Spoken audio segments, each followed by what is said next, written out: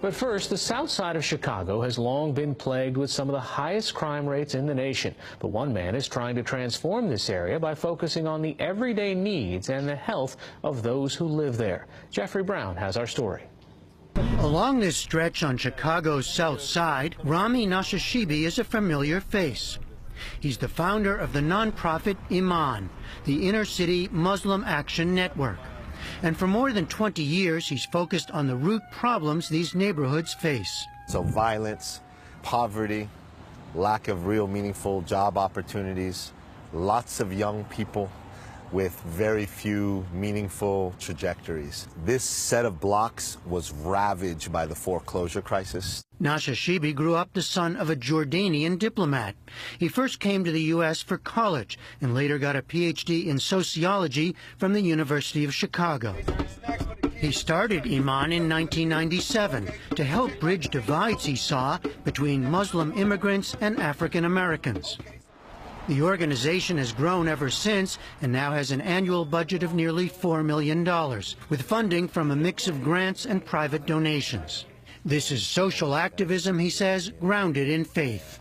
We've been unapologetically rooted in the values and spiritual tradition that comes from the Muslim community, while at the same time acknowledging that so much of that is also very universal. One major focus of the organization, neighborhood corner stores. The small shops that many here rely on in the absence of supermarkets in these neighborhoods. But also places that have historically generated tensions between the Arab immigrants who own them and their African American customers. Iman is trying to change that. That corner store doesn't have to be what many corner stores in Chicago are, often a place of death, not a spot that you really want to go into, that we could radically reimagine it. At the Morgan Mini Mart in Englewood, store owner Sami Defala, who immigrated from Palestine, is one of 60 store owners in the area who've signed on to Iman's Corner Store campaign. We've been in the neighborhood for 27 years. So some information on the benefits of eating fruits. The idea is to bring everyone together around a common need, fresh and more healthy food.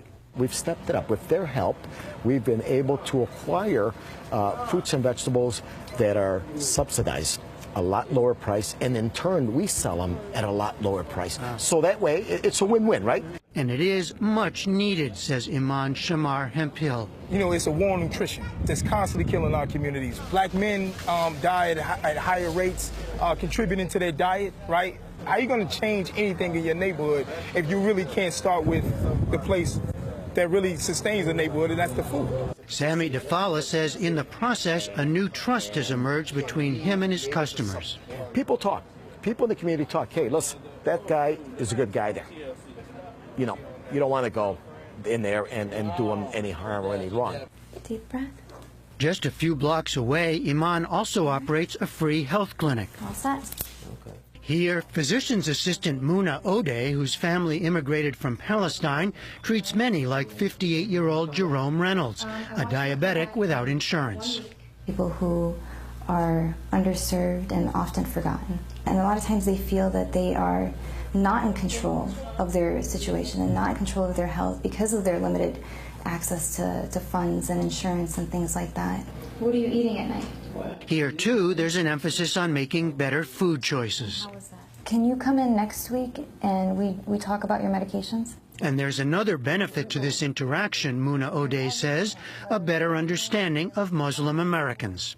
All they know is what they see on TV, and obviously that's not ever painted in the best light. And that's especially important for me, being a Muslim female who's covered, who wears a hijab. It shows them that we are the same and our struggles are all the same. Dr. Angela Odoms-Young, a professor of nutrition at the University of Illinois, Chicago, is studying Iman's work.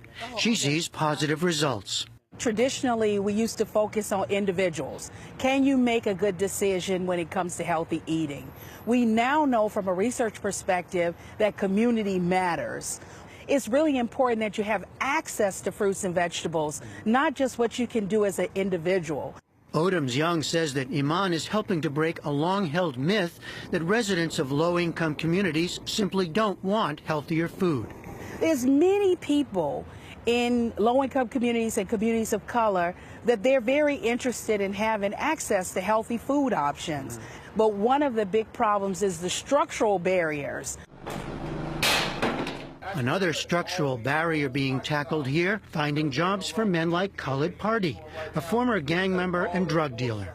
I did 14 years in federal prison. After his release, Party earned a technical degree in heating and air conditioning ventilation. I graduated in a year and a half at the top of my class.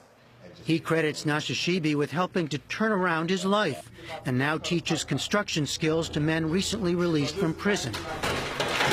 Part of Iman's re-entry program that was designed to provide both jobs and to fix up abandoned homes in the neighborhood. When these guys come out of prison, if we can try to get them a trade quickly or get them accustomed to being in a working condition, getting up in the morning and coming to class or getting up going to work, you start making better decisions. You know, you stop taking less chances because your responsibility, you got more people that rely on you now. For Rami Nashashibi, it's all part of meeting the needs of residents in these often neglected neighborhoods. But even after 20 years, he admits that far more work is needed. You know, for every one person you're able to employ, there's 50 that are looking for jobs.